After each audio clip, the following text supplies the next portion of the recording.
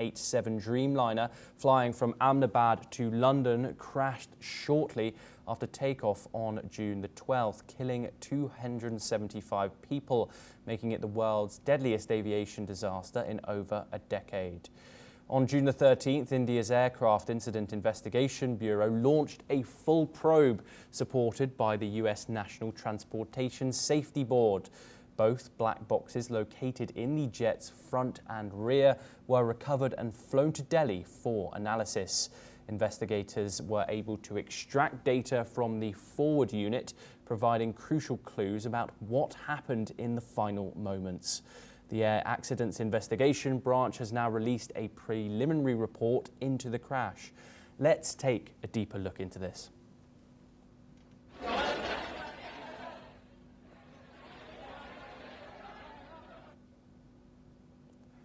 Now let's have a look at the further details of what this report says. As we can see by the information released today, engine 1 and 2 fuel cutoff switches were moved to immediately cut off after takeoff, just after reaching 180 knots indicated airspeed.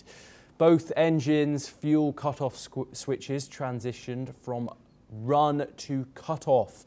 This action shut off fuel supply to the engines and led to a rapid loss of thrust. This is highly unusual and not part of any standard takeoff procedure. Investigators are now focused on whether this was caused by a mechanical fault, pilot error, or electrical system anomaly. Now we move on to some more information. We have communications between the pilots now. Pilot-to-pilot confusion was captured on the voice recorder, in the cockpit, which captured a moment where one pilot asked, quote, "Why did you cut off?" And the other replied, "I did not do so." This exchange points to miscommunication or a potential inadvertent system input, possibly by accident or malfunction. We cannot confirm this as of yet. Neither pilot claimed responsibility for this action. Now, the Ram air turbine deployed for emergency power as both engines lost thrust and the plane began descending. The Ram air turbine was automatically deployed. This is a small propeller-driven turbine which generates electricity, hydraulic and electrical power to keep vital systems like flight controls functioning when both engines fail. Relight attempts were made. Only one engine was partially recovered. The pilots tried to relight both engines by quickly switching the fuel cutoff switches back to run. Engine 1 showed signs of recovery as its core deceleration reversed and exhaust gas temperatures rose, indicating combustion. Engine 2, however, failed to stabilize and continued decelerating despite repeated fuel reintroduction.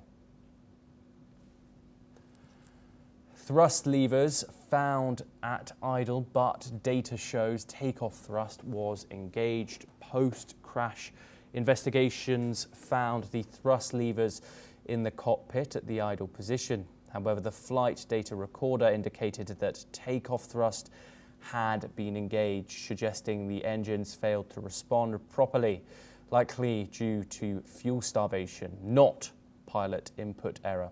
However, we cannot confirm or deny these claims, as this is a preliminary report, as we said. Flap handle position was consistent with normal takeoff. The flap handle assembly used to control wing flaps for lift during takeoff was found in a standard takeoff configuration.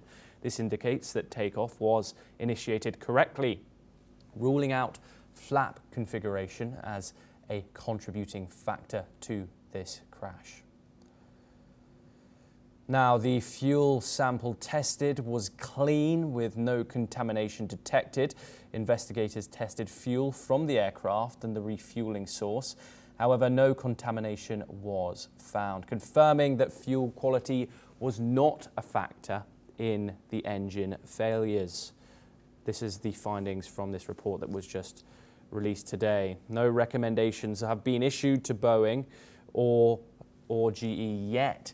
At this stage, the AAIB has not issued safety recommendations to either Boeing or GE, the engine maker.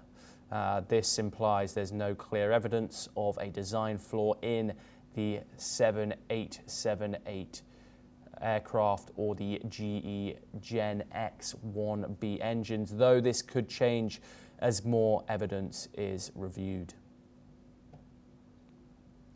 Now, engines were relatively newly installed at the time. The left engine was installed on May the 1st of last year, and the right engine was installed on the 26th of March of 2024. That this suggests that both engines were in their early life cycle and well within operational timelines, minimising the likelihood of age-related mechanical failure.